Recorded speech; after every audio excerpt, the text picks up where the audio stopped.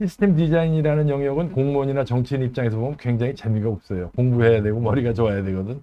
근데 누가 무엇을 만들어서 어떻게 나눠 먹느냐 문제는 이게 재밌거든. 그래가지고 너 내 말 안 들었지? 너 굶어라. 너 하고 나 보조금 줄게. 너 이거 한번 해봐라. 그게 뭐예요? 미운 놈 굶기고 이쁜 놈 떡 하나 주는 게 그게 한 단어로 권력이에요. 꼭 정치를 바꾸는 것은 국민이지 정치인이 아니에요. 그래서 정치인들은 바꾸는 게 자신들에게 이익이 된다고 느낄 때 바뀝니다. 그거는 우리 경제 언론에 나오는 얘기 아니에요. 네. 그러니까 지금 국민들이 어떤 뭐 특정 정치인들의 파퓰리즘이라든가 빚내서 나눠주기에 현혹되거나 하지 말고 주인의식을 가져야 될 것 같아요. 그 규제가 뭐 이게 밖에서 있어 보니까 정말 참 미스터리라고 생각이 드는 게 규제가 그 규제의 숫자가 계속 늘어만 나잖아요. 네, 맞아요.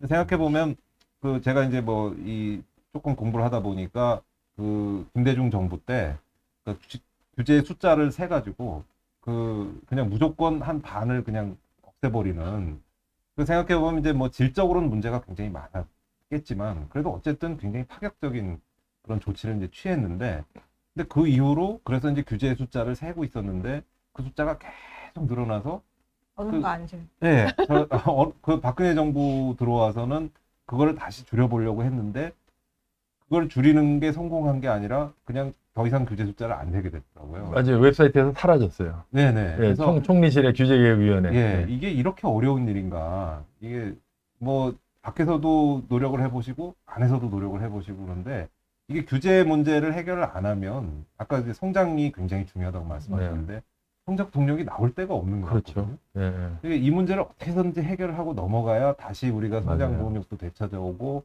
이런 문제들도 다 연금이나 이런 문제들도 넘어갈 수 근데 있을 이제 것 아까 같은데요. 그 말씀 하셨잖아요. 이게 이제 그들한테는 그렇게 규제를 늘리는 게 밥그릇으로 돌아오고 권력으로 돌아오기 때문에 사실 내버려둬서 저절로 해결되길 바라기는 굉장히 어려운 문제일 텐데 그렇죠. 이게 그냥 결국 국민 여론을 자꾸 환기하고 그래서 거기에 대한 경각심을 높여서 그것이 표로 이어지게끔 그냥 전문가들이 계속 노력할 수밖에 없는 걸까요? 그러니까 되게 답답한 마음이 드는 것 같아요. 그럼 뭐 저도 답답하긴 마찬가지죠. 근데 그 아까 이제 시장 기능과 정부 기능이 다 불완전한 메커니즘 기제라는 걸 말씀드렸고 그렇지만 장점도 있잖아요. 근데 이게 비교 우위가 달라요. 우리 뭐 경제학자들끼리는 뭐 이게 중복되는 얘기겠지만 시장 기능은 자원 배분에 그러니까 누가 무엇을 어떻게 만들어서 하느냐를 결정하는 데는 굉장히 우수해요. 근데 그게 완벽하지 않기 때문에 정부가 보완적으로 들어가서 도와줘야 된다는 거 아니에요, 기본적으로. 그러니까 정부는 어디서 비교 우위가 있냐면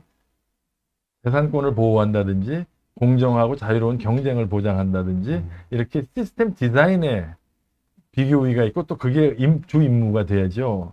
그러면 시장은 민간이 주축이 돼가지고 그 제도 속에서 무엇을 해서 어떻게 먹고 살고 누구하고 어떻게 만나서 어떤 조건으로 거래를 해야 되느냐는 거는 민간에게 맡겨야 되는데 시스템 디자인이라는 영역은 공무원이나 정치인 입장에서 보면 굉장히 재미가 없어요. 공부해야 되고 머리가 좋아야 되거든. 근데 누가 무엇을 만들어서 어떻게 나눠 먹느냐 문제는 이게 재밌거든. 그래가지고 너 내 말 안 들었지? 너 굶어라. 너 하고 나 보조금 줄게. 너 이거 한번 해봐라. 그게 뭐예요? 미운 놈 굶기고 이쁜 놈 떡 하나 주는 게 그게 한 단어로 권력이에요. 그러니까 정치인과 공무원들은 권력을 좋아하거든. 그러니까 시장의 자원 배분 기능을 자꾸 침해해서 시장은 나쁜 거고 우리가 정의롭다고 그래서 시장의 배분 기능을 자기네가 해야 된다고 그러고 그거야 궁극적인 모형이 공산주의 교육 경제 아니에요. 이 결과가 어떻게 되는지는 뭐 더 말이 필요 없잖아요. 근데 대한민국이 지금 점점 그 미신에 빠져가고 있어요. 그러니까 시장은 불안전하고 불공정하고 정의롭지 못하므로 정치인과 공무원이 개입해가지고 정의롭고 공정하게 만들어야 된다고 지금 길 나가서 물어보면 10명 중 9명이 거기에 동의할 겁니다. 난 이게 굉장히 불안한 추세로 보이고요. 그래서 이게 나도 정치권에 있어 봤지만 세상에서 제일 불공정하고 정의롭지 못한 집단이 정치인이고 그 다음에 공익과 가장 무관한 사람들이 난 공무원이라고 보거든요. 그 사람들도 직업인이고 아들, 딸 키워야 되고 연금 걱정하는 생활인이에요, 공무원들. 근데 어떻게 정치인과 공무원이 정의롭고 예? 더 효율적이고 합리적이고 공익을 위해서 봉사한다고 착각을 하는지 우리끼리는 긴 말이 필요 없어요. 다 하니까. 네. 그래서 바로 이런 게 이제 우리 좀 경제를 좀 배웠다는 사람들이 해야 할 역할이 아닌가. 그런 생각이 결국은 들어요. 그 시장에 대한 신뢰의 회복이 없이는 그러니까 이런 문제가 이제 계속 될 수밖에 없다. 맞아요. 이제 앞으로 뭐 그 의원님의 계획도 뭐 좋고 그 앞으로 이제 뭐 내년 후년을 바라보면서 이제 어떻게 했으면 좋겠다. 이게 뭐가 좀 우리 사회가 어떻게 됐으면 좋겠다. 내지는 하여튼 좀 당부라고 그럴까요? 뭔가 좀 여기 이 방송을 보시는 분들 입장에서도 네. 예, 그런 게 있으시면 좀 제가 이야기로 우리 경사연 TV를 보시는 분들이 보니까 지역사회나 다이 직장에서 상당히 영향력이 있고 여론 선도층인 분들이 많은 것 같아요.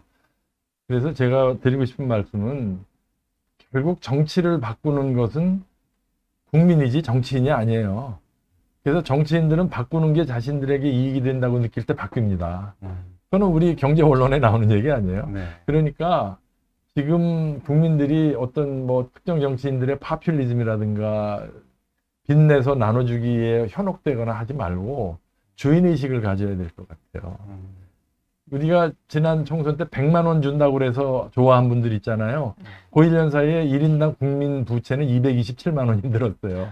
227만 원 부채 늘고 100만 원 나눠주는 게 그게 무슨 의미가 있어요. 이게 조삼모사죠. 그래서 국민들이 주인의식을 가지고 깨어 있어야 된다. 그러면 정치인들이 바뀐다.